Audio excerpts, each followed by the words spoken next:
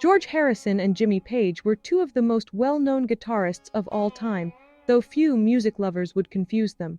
George's technique was more pop-oriented than Page's, who was Led Zeppelin's lone guitarist and known for his blazing solos, folk and blues-based style, and complex riffs. Nonetheless, they had a similar love of Eastern music. Jimmy Page stated that he owned a sitar before George, although Harrison was acknowledged by Zepp's creator as having far superior technique. Harrison had already used a sitar on several Fab Four songs when he and the Beatles traveled to India in early 1968. The songs Love You To, Norwegian Wood, This Bird Has Flown, Tomorrow Never Knows, and Within You Without You all feature him on the instrument. However, George wasn't the only English guitarist with an affinity for Eastern music. Jimmy Page used tablas and added some sitar-like riffs on Led Zeppelin's song Black Mountain Side. On the song Friends from Led Zeppelin III, the band revived the tabla. Later, on Kashmir, they showcased their Eastern influences. In addition, Page abandoned the guitar in favor of Indian instruments like the tambura and sitar for his long-lost Lucifer Rising soundtrack, which had been buried for years.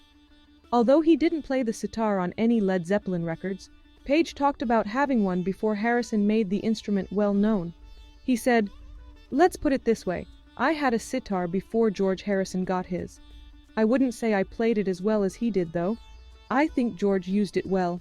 The Beatles' Within You Without You is extremely tasteful. He spent a lot of time studying with Ravi Shankar, and it showed." In addition, Page stated that he visited India following a Yardbirds tour in the late 1960s, which would have been sometime between 1966 when he joined the group and 1968 when it disbanded.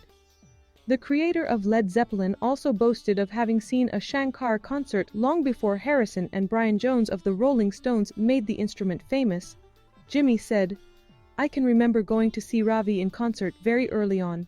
To show you how far back it was, there were no young people in the audience at all, just a lot of older people from the Indian embassy.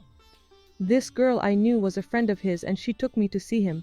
She introduced us after the concert, and I explained that I had a sitar but I didn't know how to tune it. He was very nice to me and wrote down the tuning on a piece of paper." After meeting Shankar in 1966, George popularized the sitar with the Beatles, but Page wanted everyone to know that his fascination with the instrument predates Harrison's. If Page harbored resentment against George for taking the limelight away from him, they were short-lived. A complete shift in power was completely announced in 1969 when Zepp's second album dethroned the Beatles' Abbey Road at the top of the charts.